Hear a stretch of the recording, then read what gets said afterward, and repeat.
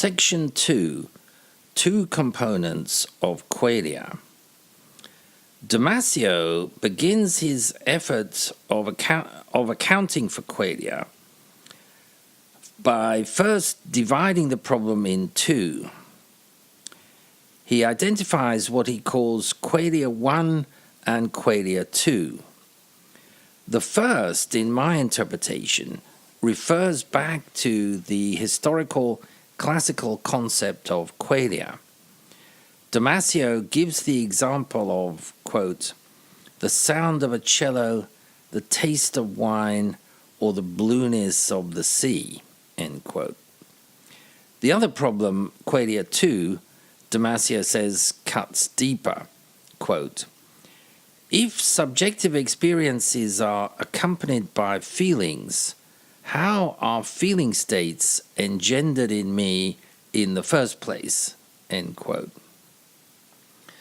Again, Damasio is far from clear, but in terms of the learning and behavioral flexibility theory, Qualia 2 could be interpreted as the emotional response to a simple basic quale. The two components together, Qualia 1 and Qualia 2, producing what Damasio would call a feeling, which he describes as, quote, some shade of pleasure or its absence, some shade of pain or discomfort, well-being or lack thereof, end quote. The picture of qualic experience which emerges could be described as follows. Qualic feelings consist of two components. First, a simple immediate quale, such as seeing red. Second, an emotional evaluation of this quale. Damasio implies that the first initial quale is closer to basic neurophysiological processes and therefore easier to explain. Panksepp's remark that, quote, when you first saw the color red, you rapidly came to know all that you would ever know directly about this color, end quote, would seem to support this. Damasio's explanation of qualia makes use of the construction of perceptual maps, which he says are physical and neurochemical events. He then asks why these physical neurochemical events should feel like something. Quote, why should they feel like anything at all? End quote. The answer is, as I interpret Damasio, that qualia are always accompanied by emotions and feelings. He says, quote, no set of conscious images of any kind and on any topic ever fails to be accompanied by an obedient choir of emotions and consequent feelings, end quote. He uses the example of watching dawn over the Pacific Ocean. He says that, quote, I am not just seeing, I am also emoting to this majestic beauty and feeling a whole array of physiological changes that translate into a quiet state of well-being. This is happening through no deliberation of mine, and I have no power to prevent the feelings, any more than I had any power to initiate them. They came, they are, and they will stay in some modulation or other as long as the same conscious object remains in sight and as long as my reflections keep them in some sort of reverberation, end quote. As a confirmation of this always togetherness of qualia and emotion, Damasio identifies a small range of real-life situations where the expectable emotional response to qualia may be reduced or even fail to materialize.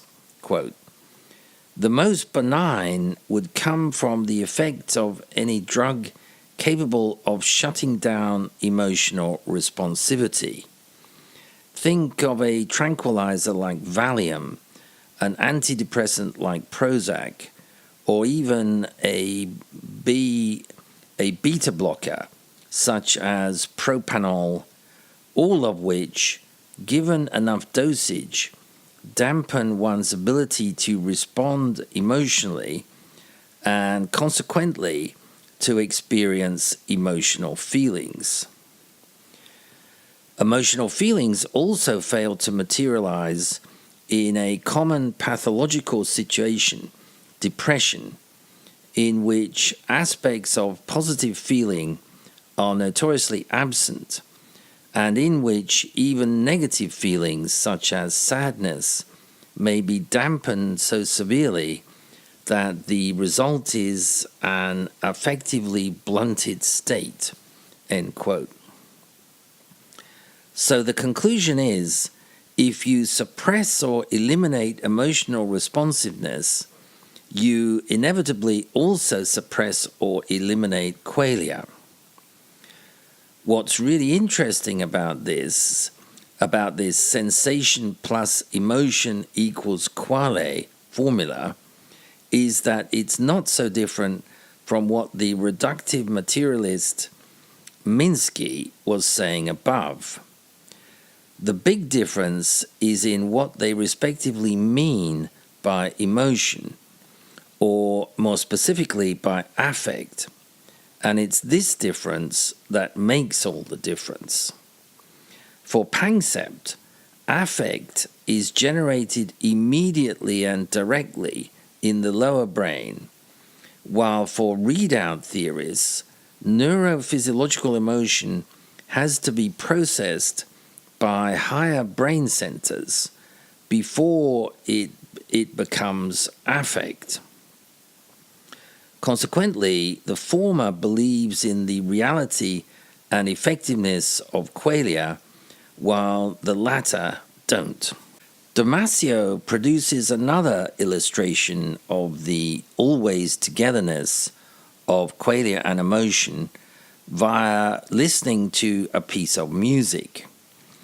He says that during this process, quote, there are two musical tracks going on in my mind, one with the Bach piece that is playing right now, and another with the music-like track with which I react to the actual music in the language of emotion and feeling, end quote.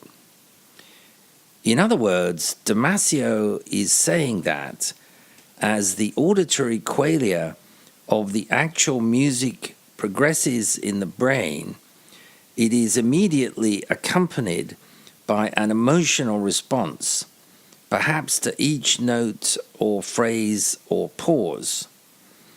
Damasio calls this music on music and suggests that, quote, perhaps polyphonic music was inspired by an intuition of this accumulation of parallel music lines in one's mind, end quote. An advantage of this two-component conception of qualia is that it can accommodate the well-known phenomena of changing tastes and acquired tastes. The basic qualia, for example, our immediate experience of the bitter taste of an olive, the discordant sound of a musical phrase, or the aggressive shapes and colors of an abstract painting would remain the same, presumably determined by our neurophysiology.